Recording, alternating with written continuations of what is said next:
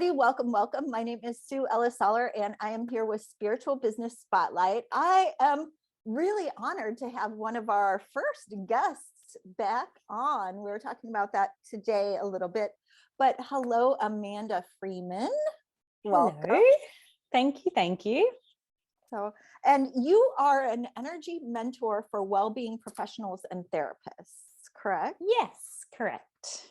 Okay. Yes. And we are talking about something that is really kind of a theme right now. I think that many of us kind of need this theme right now, and it's kind of getting through the hard times and working on your work and your health and everything while everything in the world is happening as things in the world do.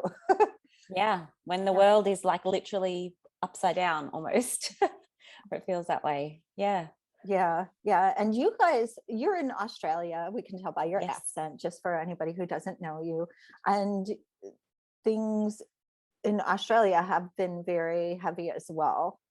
Yeah, definitely. We've had obviously the pandemic, like everyone else. A little bit different for us because our government, we kind of had a head start on the rest of the world in that it didn't come to us until I think it was February 2020, and we kind of just locked everything down. So it pretty much stayed a very small, number of cases in Australia until sort of late last year. But as a result of that, we had lockdown after lockdown after lockdown, where we couldn't go more than 5 kilometers from our house, and we could only leave for 2 hours of exercise or to get food or medical care. Like, it was very, very full on. So and it wasn't the whole of Australia, because the only cities that had the real big outbreaks were Melbourne, where I live, and Sydney. So it was a very surreal experience, because like the rest of the world, I mean, Western Australia has only opened up and has just had their first sort of big outbreak like this month, and that's the other side of the country. Yeah. Wow. So they've been COVID free. So most of Australia has been living like COVID's not even real for like the last 2 years up until sort of this year, except for Melbourne and Sydney. So it's been a very surreal experience for us. And then, of course, last year we had really bad storms near where we were, and houses lost their power for like 6 weeks, power, internet, water. Oh my gosh. We've had floods in New South Wales that have, taken like thousands of homes at the moment. So, and then of course there's what's going on in the Ukraine. It's a lot. Like, it's a lot when everyone's capacities are already really low. And I think I'm really seeing the impact on obviously the wider community, but business owners as well. Particularly here in Australia, we had quite a bit of government support for small businesses when it first happened. And then in the last 6 months, there's been nothing. So even though we're still not allowed to fully go out, and there's mask mandates and there's limits on, how many people can be in a venue, there's no support for businesses. So businesses aren't making their revenue. And so there's a lot of this kind of a lot of stress still going on within the entrepreneur and small business community for those that work with local clients. So it's been a heavy couple of years. And especially, like you're saying, small business owners who are just getting their feet in the water, so to speak, are either taking off right now because there is this movement, I feel like, of people who are working and it's working really well for them, and then then there's it does take a while to build a business. I mean, you and I talked 7 years ago, and I've seen your business grow and thrive, and you've really kept at it with a really good attitude, from what I can see. You do a very good job of sharing your work without feeling overly markety. Pushy. Yeah, exactly. Like, like I don't feel like there's any, of the things that, how do I say it, that turn me off about marketing in your marketing, That's very, very intentional. I think I'm really conscious of experiences that I've had where I've been sucked in by manipulative marketing or messaging and how that's made me feel, or I've signed up to something was promised and then the delivery didn't happen. Like, I think that's kind of like a rite of passage if you're working online, that you kind of get sucked into these things. So yeah, it's definitely something I've tried to be really mindful of it. And authenticity and integrity is sort of two of my top values. So yeah, and that's probably what I work a lot on with my clients as well, is like, how do we accept we're kind of within this hustle culture, this system, particularly online. How do we accept that we're kind of in it and not, get sucked in to it? How can we be present and hold our own space and our own energy and show up as ourselves and still obviously sell to people and still offer our services? Because obviously that's part of running a business, or we don't have a business. But how can we do that in a way that really honors our customers' sovereignty and honors them as knowing what's right for them? So yeah, that's been quite a journey, actually. Yeah, getting to that point of standing in my own truth with that. And I think I've probably mucked up a few times and gone down that path and gone, oh no, that doesn't feel good, and then realigned. So it's a process, but 12 years in June, I will have been running my business in various shapes and forms. So yeah, I'm still here despite all the things. Yeah, and I love the way that you showed us how it is a journey and how sometimes you do end up on the wrong path. And, it is a process of feeling your way through the way that you're setting up your business, the messaging you're using, the offers that you put out there, the leaders who you're following and their tactics, or their advice and guidance through this, and it has to feel good to you, or else you're setting up your business in a especially for sensitive people and people who are super like in tune. It's almost like we're trying to shift the way that business is done as a whole, and so we have to double down on that integrity and feeling good about what we're doing and allowing those foundations to guide us through our work. Absolutely. And I think the tricky thing is that when you first start out and you're sort of like excited, you want to learn all the things, and you see someone who you think is doing it better, and so you think, I must be doing it wrong. Like, I think, it's no one's fault that we sign up for this stuff. Like, it's no one's fault that we get sucked in. It's very specifically intended that happen. But I think the most powerful thing we can do is really be clear on where we're headed, be okay with stepping this way or that way as happens in life. You think you're on the right path, and then no, you have to readjust, not judging yourself for that. I see a lot of people get stuck because they made a wrong turn somewhere and go, well, that's it, I'm not supposed to be doing this. But the wrong turns are so powerful in themselves too, because they show us what's not aligned. They show us the direction we don't want to head. So, and in fact, the wrong turns I've made have shaped my business to be where it is now. And it's shaped how I show up, because I don't want to be that experience that I had, and I don't want someone else to feel that same experience. So, I think probably that's probably the best lesson I've learned as a, small business owner, is that there really isn't a right or wrong. It's just what feels good for you. And if we can really honor our strengths, and then be really clear when we need to outsource, like exactly what it is we need, rather than I need all the things at once. Be like, okay, I don't have an email list. I need to find someone who does email list. You don't need to do an email list, open a YouTube channel and have a Instagram strategy all at once. And I think that's when I first came into the online world, after being in business in person, which is when I met you, been in business just in person for 4 years at the time that we connected. And I was just like, whoa, I'm so not knowledgeable. I need to do all this stuff now or I'm going to be like it was really quite interesting when I reflect just how much I felt that way, when really it wasn't the truth. I had the most important pieces in place. I'd built an organic business. I had loyal returning clients. I had, perfected my marketing for the offers that I was doing. Like, I was fully booked. So actually there was nothing wrong with what I was doing.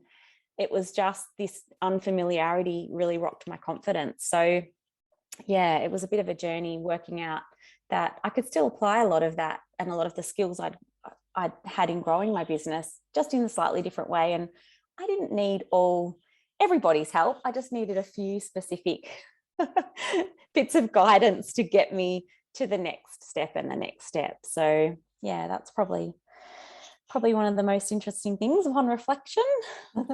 Well, and I love that because it feels sometimes so lonely and like just a mountain of like, oh my God, I have to learn how to do a transition on a reel. And oh my gosh, how do I do this or that or the other thing? But when you double down on the foundational stuff, when you just show up as yourself authentically, you don't necessarily have to have all the bells and whistles and be everywhere all at once.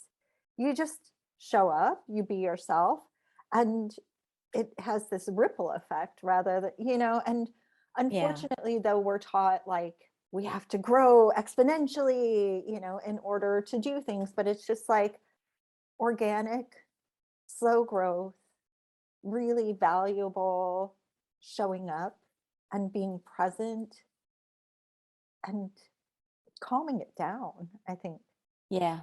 And I think, a big part of that is defining your version of success. So for me, once I was able to go, well, my version of success is to be able to be present for my kids when they need me, to not work weekends or evenings. Sometimes I work evenings, but no more than once a week. Not have to be on call 24/7 for my clients. Like, that's success for me, and to have time for self-care during the week as well. So I've got fibromyalgia, so I need to get to the pool, I need to go for walks, I need to look after my body, and that's probably one of the main things I work with my clients on is building your business around your body, around your energy, because your idea of success is not going to match anyone else's. Your capacity is not going to match anyone else's. So yes, you can use someone's framework, but you're always going to have to apply, the energy and time that you have available. And that's if you've got kids, that's if you, like me, have a condition that needs, taking care of for you to function properly. Maybe you're a carer for parents or other family members. Like, this is part of your business. It's not separate. So yeah, that's probably something I find really, really, really important. Well, and so, yeah, just turning your back on the hustle culture and feeling like you have to, it's almost like a siren call when you think about it. It really just gets totally like, must do this, must do that. But, and also taking into consideration your body and the relationships that you want to keep. And, going back to something you said a little bit ago, getting the help that you need to do the things that might, it might take somebody else 5 minutes to do something that would take you 3 hours to, kind of struggle through, and you would have it, kind of halfway set up, and they're just like one and done, and that's it. Yeah.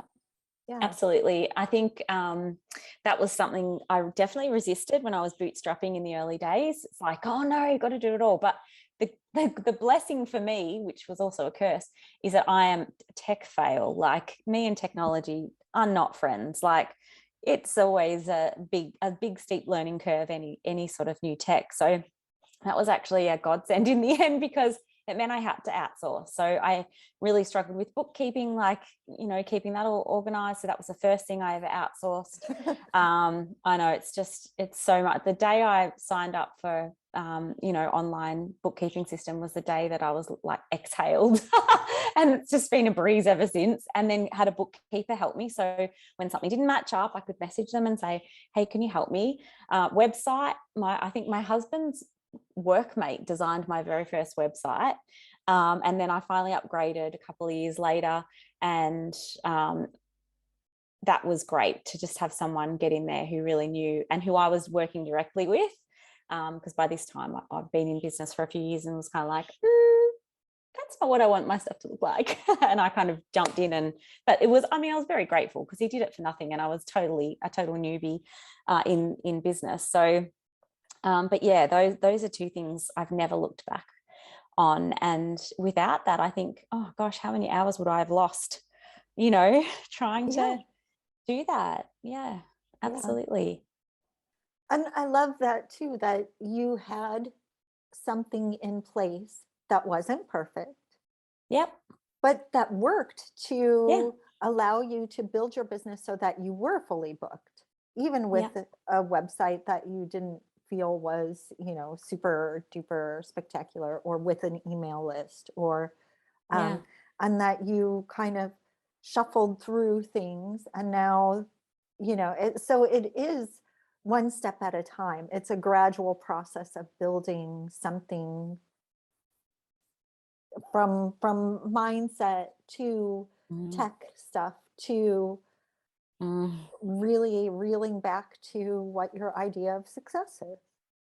Yeah. And it is a process. I think there's a lot. I mean, if I was a new entrepreneur coming out now, I would think that I could have, 10K months in 90 days. Like, I would genuinely probably think that. And it's just not true. Like, how long have we been in circles where we have been showing up for year after year after year? And it's a process, not only because it takes time to learn, the practical elements of running a business, but also as your skills grow, you evolve as well. So what served you and your clients back then, as you get more and more practiced at your craft, changes and expands. So you kind of evolve on that level as well. So I really love, particularly when I'm working with my clients and saying, hey, take a breath. You don't have to have 6 blogs up in a week. Like, just do a blog a week. Like, by the end of 12 months, you'll have 52 blogs, or one a month, you'll have 12 blogs. Like, that is your foundation. And it's really interesting to see how hard people go, oh, but I follow such and such, and they send out one everywhere, and I read it and it's great and it's blah, blah. And I'm like, that person's probably got 3 personal assistants. Like, you've literally just started finding your voice and have decided what you want to share about. Where you are is perfect. Like, this is great. So it's a conversation. Yeah, I have a lot, particularly because, like, I am a very driven person. I've always been very driven, and the clients I work with are very driven. Like, we want to get our stuff out there. We want to be of service. We want to help people. We want to make a difference, especially right now with all that's going on in the world. It's like, okay, this is what I've trained my whole life for, to hold space for people in crisis and move through really hard times. Hello, this is it. My whole life has been about how can I be of service when the world turns, to absolute crap on so many levels, with so much chaos and so much upheaval and uncertainty. So, and there's more need for, well-being providers and professionals and therapists now than ever before. I'm not sure what it's like where you are, but we have wait lists over here for mental health services and healthcare services, because people are so struggling with so many aspects of what we've had to deal with in the last 2 years. Yeah. I'm fortunate to live in a really small space. I live outside of Vienna, so I have the best of both worlds, kind of, where we have, kind of countryside. But yeah, you know what? I have been looking for someone, and I'm specifically a little bit outside of the realm of norm because I live in a German-speaking community or country. And so trying to find an English-speaking therapist. Yeah, they are closed to new clients. It's really kind of difficult to find somebody, and especially being on the countryside, but yeah, but going back to what you're saying, we kind of touched on this in our conversation before our conversation, but it's time. Like, this is our what we've been like, it's just almost like, troops, wake up. This is what we've been sent here for, you know? And so there's this, oh, I'm sorry. No, I was just going to say, to help, like, this is kind of like the blessing of this is that there are so many of us who have been training for so many years as space holders and, you know, doing this deep work so that we can show up with, you know, with what's needed. And I think the other blessing is that we've got the technology. Like, imagine if this had have happened and no internet, like, you know, people are able to now do medical consults via Zoom. You know, we are speaking together and we're talking about this on opposite sides of the world, literally. So, you know, there are some little silver linings in there, and especially for disabled community, you know, this move to online and this move to working from home.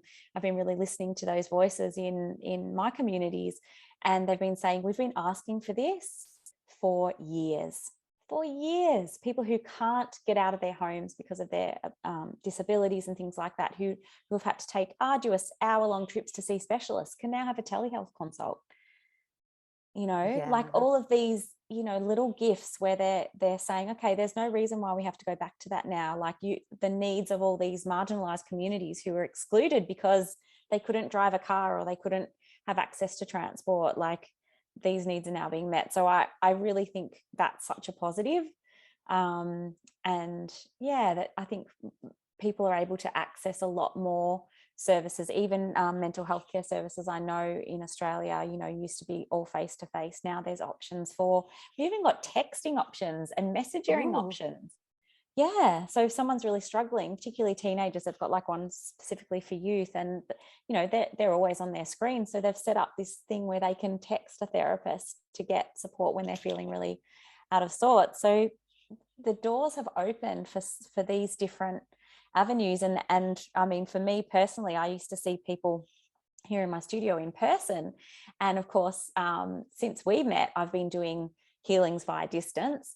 But so many of my clients were like, oh no, that's not for me. I don't think that would work. And now, of course, so many of them have had to cross over and they're like, oh, this is great. Like, I actually prefer this. I can have my healing like in my pajamas with my cup of tea. And then I jump on a Zoom and we talk about it. Like, I actually prefer it, you know? So yeah, that's been really cool, you know, a cool aside from something that's been really horrendous. Just to see that shift in people's mentality around what's possible for their own healing and support as well. So yeah, that's been interesting. Yeah, I love that you bring that up, because it has, you know, kind of forced us to move forward. And, you know, and in some ways, like you said, it's the blessing in the pile that we're dealing with right now, is just really kind of getting into these spaces, like you said, where we're allowing other people or marginalized communities to have more access to, even examining our own, you know, going back to setting up a business that feels good, or even what you were saying about the teenage community, really having these ways of meeting them where they are already, because that's so important. And then it becomes, you know, natural. It's not, you know, you don't have to ask your mom. Well, you do in a way have to, you know, but it takes stigma out of it, like of making a big deal out of it. And it allows people to have even more confidentiality, more privacy, and greater access to a wider variety of helping people. Yeah. Which is what we've needed. So I do feel like, in a way, and, you know, we are breaking some of those old systems of being. I know I remember our first lockdown. I think I spent the first, because I was still working, I was still running a mastermind and working one day a week off site. So I didn't stop working through the lockdowns. I think I took some time off my other role for a little bit, but I didn't stop my business work. And I remember the first couple of Saturdays, I just sat on the couch and I was like, my gosh, this is so full on, like, not driving my kids to a million places, and going to the shops and going to this and running them to this place, and you know, going to polite, like all the places that we'd go. When that all stopped and we couldn't go anywhere, I realized just how constant the doing is. And I think that was also a gift for many of us, because we realized, I don't want to work that fast in life. Like, I want to slow down. And so yeah, and everyone seemed, no matter where they are on the globe, has seemed to have agreed with that. The only problem is now I can say it feels like before times in terms of the pace. So I don't know what it will take for humans to take a breath and go, let's just slow it down. Like, what's the rush? Why do we have to be, like, you know, you were saying before, for people who've got that drive to be, you know, the top of the best and serving all the people, great if you've got that energy. But for me, I'm happy to serve a really, you know, beautiful, small, intimate number of clients, be there for my kids, have time for rest. Like, that to me, imagine if we all had that. Like, we were not running on empty. And when something like what's going on now around the world comes up, we've got the capacity to hold space in that. And I think the problem is we're so exhausted by our own life experiences, and our systems, our society hasn't created that gentleness of, yeah, this is a lot. Everyone's nervous system is a bit on edge. On top of the pandemic, now there's a war in Ukraine. Let's all just take a few half days and regroup. Like, you know, imagine what all of this might look like if everyone wasn't reacting from this space of fight or flight, which I feel like almost everybody seems to be in to some degree, you know. So I feel like it's a wake-up call or something. Well, and that's kind of, we touched on that before our conversation, or, you know, our recording started too, is it's shifted. Like, personally too, I was just like, okay, I really have to focus on what is important to me in life, what the most important things are to me in life. And the most important things to me in life are not on the internet. I'm sorry, except for, except for the people who are back home who I can't really interact with, you know. But it's not about building a business. It's about being here with my family. And it's about, you know, kind of going out in nature and just pausing in these moments and spending time with my husband and, you know, doing this and that. But, and then where was I going with that? Also, yeah, just to take that collective step back where we aren't necessarily always like in this neck-breaking pace forward, you know. And if, when you think about all of the roots and you know, even, I won't go there, I should probably just hang on a second. But when you think about like putting that into your business and having that be, like you said, I would rather have and this has been my thing for the whole time I've been working, I'd rather talk to 10 people who are super interested and fascinated by my work than 10,000 who are just like, that's interesting, next. And that really helps you kind of laser focus your work as well, so that you are, you know, and it cleans up your feed too. I mean, seriously, Sure does. Yeah, and it makes you think about who you're spending your money on, even though I won't say that the people who are teaching, you know, growth tactics are necessarily doing it from a bad space. It's just, no, I think it's defining what, you know, and I've got friends who love that, who are like, I want to have, you know, thousands in my Facebook group, and they actually get energized by holding that kind of space. So, you know, that you're right, that's not a bad thing. Like, I think go for what feels good for you. So I've always been drawn to small, like even when I was teaching Reiki classes, it would always be a small group, and when I run masterminds, it's always a small group. And even my Facebook group, I had a free Facebook group for a while that was quite small, only had a couple of hundred people in it, and that's been good for me. Maybe that'll change. Maybe I'll go through a season where I'm like, oh, I've got the capacity to hold space for thousands, you know. But right now, for me, that works with the capacity I have with my body, with my family, with play. Like, I think being someone who is very driven and who loves my work, in the early days, I totally got, sucked into working more than I should. And not because of the hustle culture, but because I loved what I was doing. Yeah. And that was all I was doing, and before I knew it, I was burnt out because I was just like working at night and working on the weekend. And, yes, I was doing stuff for the kids and stuff in between, obviously, but the balance wasn't really there, or that sort of equilibrium.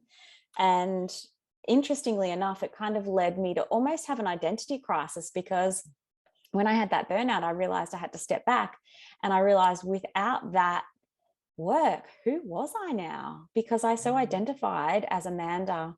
Like, back then I was teaching a lot of Reiki, so I was like Amanda the Reiki lady, like the locals would say, I'll go to Amanda the Reiki lady, like, and that's who I was. I was Amanda the Reiki lady, and I'd kind of forgotten that, well, I'm the Amanda that also likes to catch up with friends and go for a walk around the lake, and Amanda who loves to chill and watch some Netflix from time to time, and Amanda who's got space in her week to just be. And so that was a really decent unraveling, which I'm really grateful for, actually. And that's what's kind of led me to the space I'm in now. I think my 40s are bringing me, more home to what I'm, that's that grounding.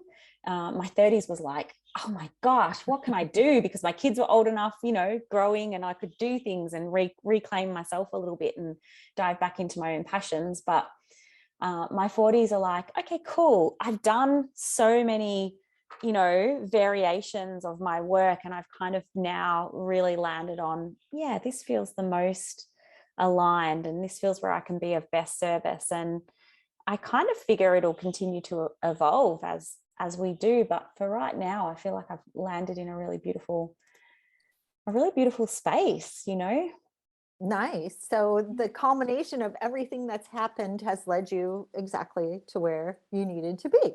Yeah. And so often it's what happens, isn't it? Particularly when you're a solo business owner, and especially, I think, I work predominantly with women and women identifying folks. So I tend to find we can be really good at grabbing that experience and going, oh, how can I repurpose that into helping others or being of service? Like, I think, I see so many women do it so beautifully, rather than, oh, this happened to me and, I messed up, or now I don't know what to do. It's like, okay, how do I navigate this to have something good come out of it? Particularly, I think, with healers and light workers and therapists, we're always looking for a way to unravel and are curious as to what's going on and all that sort of stuff. So yeah, I think it's cool. Definitely. And that lends to, kind of the overarching theme that we were going to talk about, which is, kind of maintaining a good energy and working through the world having upheaval, because there's always going to be upheaval in some form. It's usually not so pronounced as it is right now, and so heavy. But yeah, what would you say, like, three, or do you have any kind of 3 tips that will help you get through heavier times or whatever? Yeah, I think the first thing is to really recognize that we are in intense times. Like, I know myself, sometimes I found myself getting frustrated that, I'm not getting stuff done as I would usually. And I kind of have to pull myself back and go, yeah, but also I'm supporting a daughter through her final year of high school. And we've just come out of 18 months of lockdowns. And there's all this stuff going on overseas. Like we really have to be mindful of, this isn't normal times. And so to have a normal expectation on ourselves is unfair to us.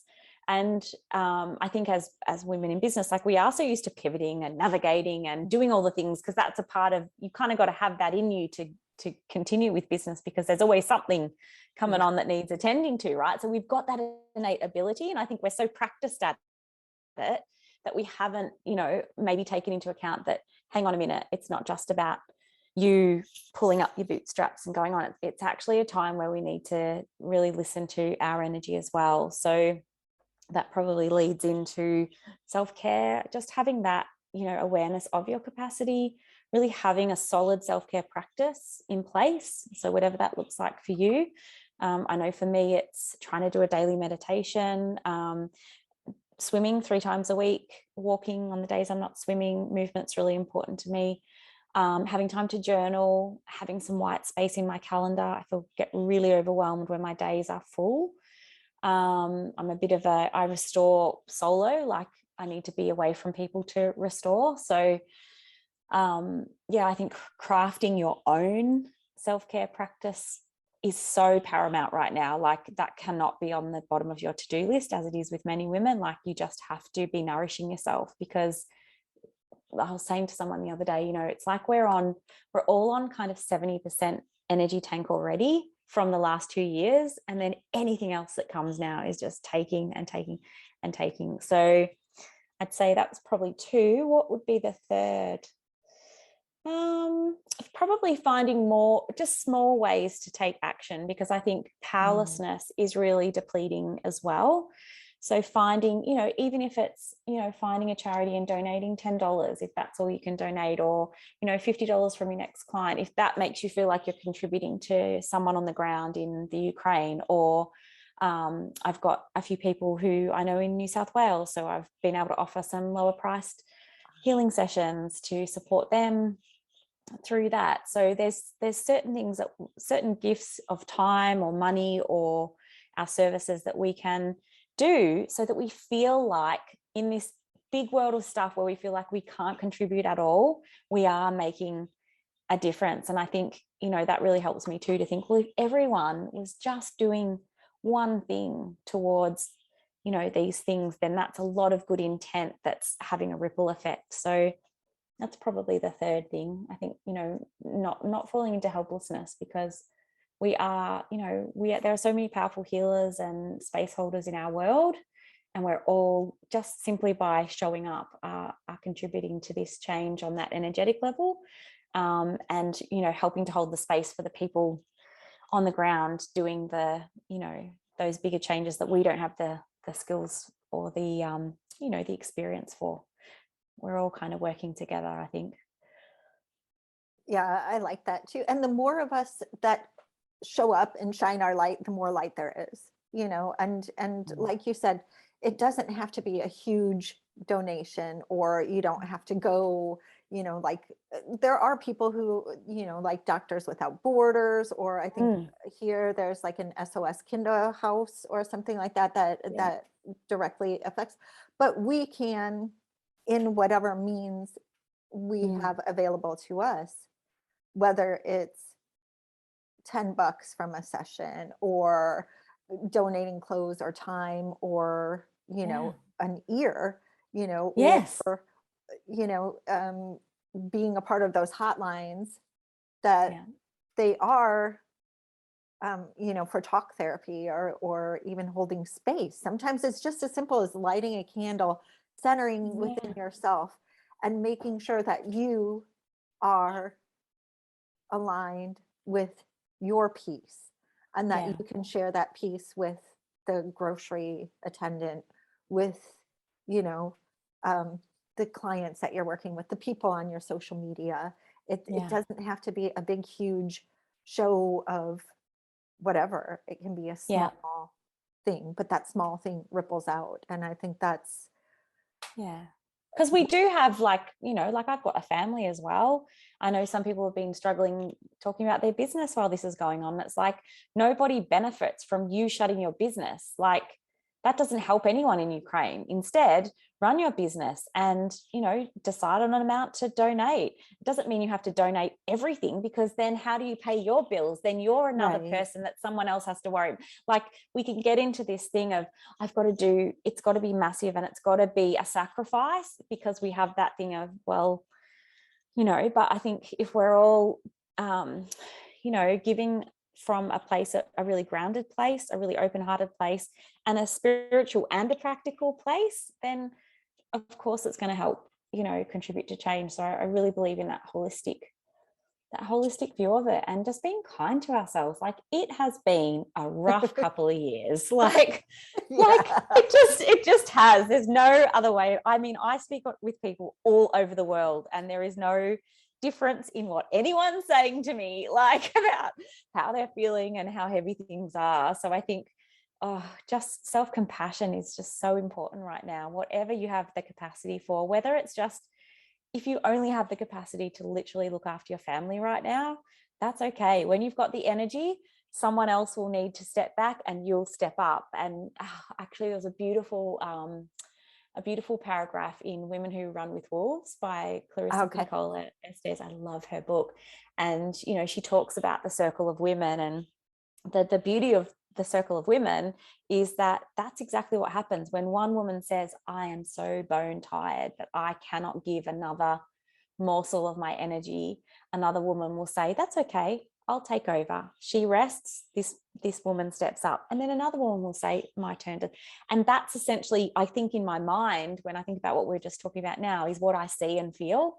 You know, so we've got to let go of that guilt of, I don't have anything else right now to give, and just trust that as you rest and restore in whatever moment that is, you will reciprocate, because there's going to be someone else who, once you're restored, is going to need to do the exact same thing. So yeah, I think that's a really powerful vision to remember. You know, we're not responsible as an individual to save the whole world, but when we're all doing this, our little bits, then that's what it's all about. Yeah, I love that. And I love it too, that it defers us back to being a community and being connected and allowing help. Yes. You know, yeah. And rest. And rest. Yeah. Rest is so undervalued in our cultures. And I think, you know, particularly as I've heard people, you know, who've got COVID, sharing their experience, it can be a good month recovery.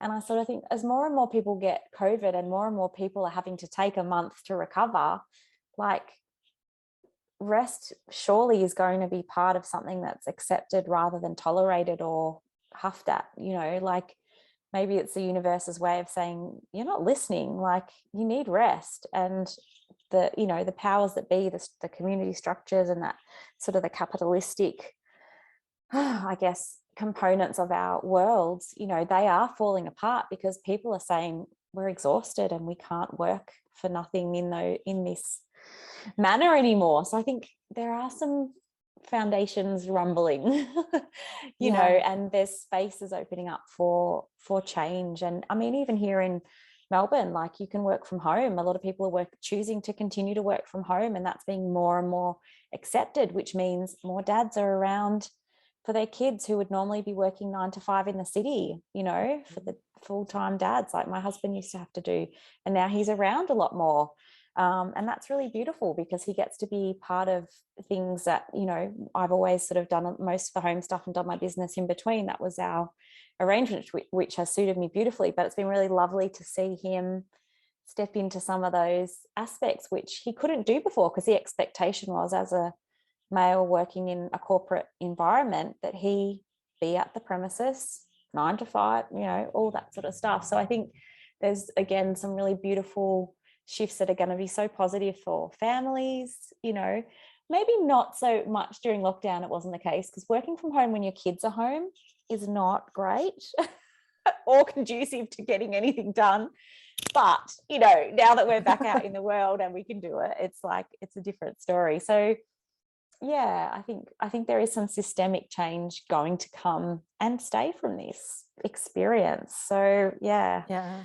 Hopefully there'll be some lasting gifts from what will hopefully be the worst time. Hopefully things get easier from here in our lifetime. yeah. But there's hope. There's shifts, and as we're shifting, we're seeing it's even, you know, it speaks to your own journey as a person. You know, we're shifting these things that don't feel good anymore, or never felt good, or were depleting us, or, you know, we're almost tearing family. Harmful. You know, and you spoke of rest. Rest is one of the most important things for your immune system to be able to not only block, but to react to, a disease that comes in. So, and you're right, that was just not, it's not it wasn't in the vernacular prior to all of these shifts that took place that we couldn't control. And it's almost nice that it was outside of our control, because when we were supposed to be controlling it, it never was a factor. It was always, and yeah, and that's the whole thing. I could go on with like the witch's path and connecting with nature and seeing that there is a time of rest in nature, and how we've been kind of removed from natural processes, nature thinking, connection with nature. And so we've been, kind of artificially driven. And now we're returning back to that more natural way of being. And so despite the heaviness and the fear of what we're going through, there are definitely big shimmers of hope and big shimmers of change, positive change. Yes. Yeah, absolutely. I really agree on so many levels. Like I could probably go on about it as well, particularly for women. I think women who carry the emotional burden of caregiving, I think that pole shifted with lockdowns as well. It was really highlighted the actual effort it takes to be at home, with young children all day. The men who suddenly had to work home, and obviously the roles can be reversed, but a lot of my clients shared that they were like, wow, this is hard, this is really hard to do. And they're like, yes. Been telling you, like, you don't go to work and you come home and I look frazzled because I've been sitting watching daytime TV, like, right, whilst trying to run a business and raise a 3-year-old. Like, it takes some serious energy and effort. So I think also, yeah, just showing the worth of stay-at-home parents, whether it be the mums or the dads, and running a business is tough. And doesn't matter how old your kids are. I mean, I didn't have to really tend to my kids with the in-home learning even, but they still came out. They still needed me. There were still constant interruptions for this, that, or the other. So, yeah. So definitely hopeful that some changes, some appreciation and gratitude will come from this. And I'll be interested to see what changes, as we hopefully transition out of this, pandemic back into some sort of normal life, that hopefully some of this stuff will stay. And and it'll impact positively, particularly those of us who are running small businesses, because it's hard enough as it is, yeah, we don't need any of this extra stuff. Well, and I'm glad that you say that too, because it is a process. It is a journey. It is, the thing that you were saying earlier, like people are just like 90 days, $10,000. I can get you $10,000 next week. It's the same person teaching that new person to make $10,000 by taking their $10,000. So it's just the same $10,000 shifting hands, going around. Yeah. And that person might not be telling that person that they've actually been in business for, 12 years and had 3 failed businesses. And actually it took them, 6 months to make that. So that's where I think I get really angry, because I think, this person will then do this 30,000 in 30 days or 10,000 in 30 days or whatever, and then feel like there's something wrong with them or they can't do it because they haven't had the backstory. And not everyone does this. Like, there are some genuine people that can teach you this stuff and do have the skills. I'm talking about the shady ones that aren't.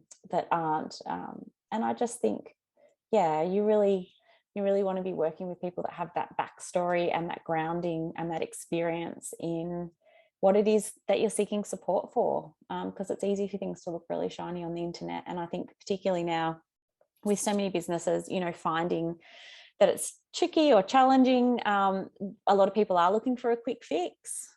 So it is a vulnerable time for people. So yeah, that's something to be careful of, I guess, and do your due diligence and whatnot. So hopefully you can avoid that. And there are a lot of good business people out there too. I've been lucky to work with some amazing creatures and amazing people who have taught me how to do the things I do in my business. So there's definitely good ones out there. Definitely. And one more thing, because I was very positively impressed. One time you ran a special and I misunderstood the price. So you were like, no, no, no, no, no. This is my price. And that price is my price. And I think that right now, as people are kind of shifting from corporate work in some ways to freelancing or to opening up a spiritually based business and working with energy healing or cards or therapy methods in other ways, to make sure that they stand up for their value, because that is so important right now, because you don't want to jump from the fire pan into the fire, or the frying pan into the fire. And you want to really say, I have 3 hours to work today. And it's not saying to, charge X amount, to over the value. Not to overdo it. But there's also this beautiful space of owning the value of what you do. And I think you did that really well. You've done that really well and consistently that I've seen. So, yeah. Thank you. That's very lovely. Never been easy for me. Let's be honest. I think, pricing is always the hardest thing, and owning our value is the hardest thing, particularly because, ancestrally through all of our healer lineages, we were taught to give for free, and healing should be for everyone. And being a woman, all women should be carers for other people, and all this conditioning, like, it's genuinely takes a lot of mindset work and self-belief to be able to say, yep, this is what it is. So it's not an easy thing. I don't want to pretend that I've always found that easy. I still don't. There's always a part of me that wants to just give it all away. but I do recognize that we have to change that paradigm too, because women are chronically underpaid. I mean, we had International Women's Day, and the amount of stories and things I saw about the pay gap that still exists for us is huge. We retire with less, we earn less, so I think if we don't stand up for ourselves, nobody else is. And when we stand up for ourselves and share that grounding, with each other, that inspires, us to say, oh, well, actually, maybe I should stand in my value as well. And then that inspires the next person to say, yeah, you're right, I need to stand in my. And so again, we've got that ripple effect of us really valuing our gifts. And so that's really lovely of you to share, and it is a good point. It's something to definitely keep working on, I think, because we deserve to be paid for our work as well. It's not as linear, it's not as XYZ equals some work is. It's not as tangible, was the word I was looking for, but it's still valid and valuable and needed. So yeah, perhaps even more so needed and necessary. I mean, I guess there is a balance. I can't say that mechanics and that kind of stuff, traditionally male roles, are not necessary, but the nurturing, the space holding, the healing, the support, what women have to offer is valuable. It's kind of it's part of the whole. Yeah. Can't have one without the other. If everyone was a mechanic, like, who would be holding space for the mechanics? Like, it's part of the whole. And I'm really hoping that, particularly with the increasing need for mental health services, for spiritual services, for healing services right now, I'm really hoping that value perception will shift to be like, oh yeah, it's not exactly the same, but its value is equal. Yeah. And there's intangible value, like you were saying. It's not just a dollar amount, it's like the ripple effect in your life, that really, the shifts that you can make by seeking these things. It's not always building something or counting something or paying for something. It's supporting a person to feel healthy and well and in their own environment. So Yeah, definitely. And I know a lot of my clients are like psychologists or counselors or therapists or speech therapists. They are literally holding space for other people every single day. So I'm their space to work through their own stuff and, you know, keep their own dreams and goals in mind whilst, you know, holding such heavy space right now. So, you know, we're all without, and I've got my own space holders and therapists, and, you know, like we all need to be supported. We can't, like I had one of my clients was like, it's so weird that I'm working with you because this is what I do for other people. And I'm like, yeah, but we all need support. Like that's what it's supposed to be about. It is that community of no one of us are strong enough to carry the weight of the world on our own. We all need to decompress. We all need to clear our trauma. We all need to reconnect to our intuition. Like, you know, that's what it's supposed to be. right. We do it in a very structured way now. In the past, that would have been within our communities. Now it's through appointments and sessions, but it's the same thing, isn't it? That we're craving and that we need to get through. Yeah. So. Yeah. And yeah, exactly. And it used to be a little bit different, like just, you know, the way that it happened within society. You know, you would have been normally out probably picking plants or cooking a community meal or something, and everybody would have been sitting around the fire and, you know, talking generationally up and down. You know, we look for support people to help us with that, from support from holding space, support with our business development stuff. So yeah, if somebody wanted to work with you, how could they get a hold of you? They could go to my website, which is amandafreeman.com.au.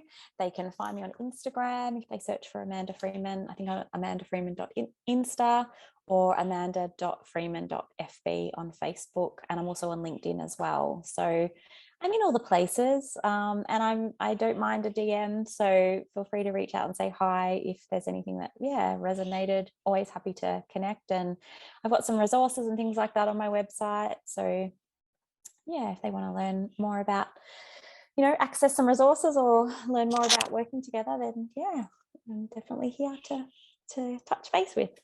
Wonderful, wonderful. Well, thank you, Amanda, for taking the time, and thank you everybody for joining us today.